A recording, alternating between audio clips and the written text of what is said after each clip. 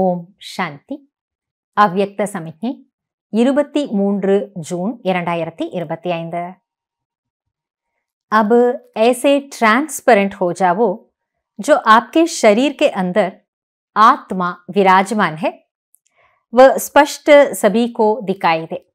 பாபா சொல்றார், குழந்தைகளே, இப்பொழுது நீங்கள் அதுபோல டிரான்ஸ்பரண்டாக ஆகிவிடுங்கள். டிரான்ஸ்பரண்ட்னா எப்படி? அதாவது மிகவும் தெளிவாக இருக்கிறது, ஒரு தெளிந்த நீர் போல.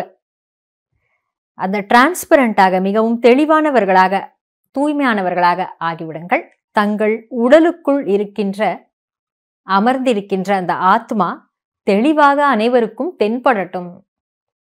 உண்மையில ஆத்மா என்பது அதி சூட்சுமமான பொருள், கண்ணால் பார்க்க முடியாத ஒரு விஷயம் என்று பாபா நமக்கு சொல்லியிருக்கார். நமக்கு எல்லாருக்குமே தெரியும்.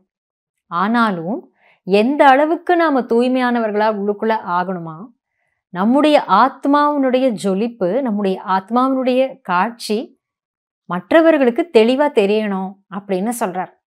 அந்த அளவுக்கு நம்ம ஆத்மா என்ற உணர்வுல இருந்தா தான் மற்றவர்களுக்கு அது அந்த ஒரு உணர்வு ஏற்படும், ஆத்மாங்கிற காட்சி கிடைக்கும்.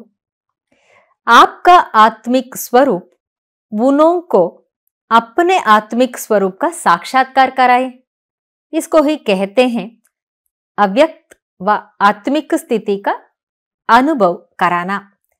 தங்களுடைய ஆன்மீக சொரூபம் என்பது மற்றவர்களுக்கும் அவரவர்களுடைய ஆத்ம சொரூபத்தை நினைவுபடுத்தி காட்சியாக காட்டிவிடும். மற்றவங்களுக்கு என்ன பண்ணுமா, நாம ஆத்மஸ்வரூபத்துல எந்த அளவுக்கு இருப்போமோ, எந்த அளவுக்கு அதனுடைய நினைவுல இருப்போமோ, மற்றவங்களுக்கும் அது ஆத்மஸ்வரூபத்தை அவங்க நானும் ஒரு ஆத்மாங்கிறத புரிஞ்சுக்க வச்சிடும், ஒரு காட்சி போல அவங்களுக்கு கிடைச்சிடும்னு பாபா சொல்றார். இதைத்தான் என்னன்னு சொல்றது அப்படின்னா, அவ்யக்த ஸ்திதியின் அனுபவத்தை ஏற்படுத்துவது அல்லது ஆன்மீக ஸ்திதியின் அனுபவத்தை மற்றவர்களுக்கு ஏற்படுத்துவதுன்னா இதுதான் அர்த்தம். அதாவது நான் இந்த அழிகின்ற உடல் அல்ல, அழிவற்ற ஒரு உயிர் பொருள் ஆத்மா என்ற அனுபவத்தை மற்றவர்களுக்கு ஏற்படுத்துறது. அதுக்கு நாம ஆத்ம உணர்வுல, ஆத்ம நினைவுல இருந்தா தான் அதை செய்ய முடியும். உள்நோக்கு சிந்தனையில இருந்தாதான் செய்ய முடியும். நன்றி பாபா. ஓம் சாந்தி.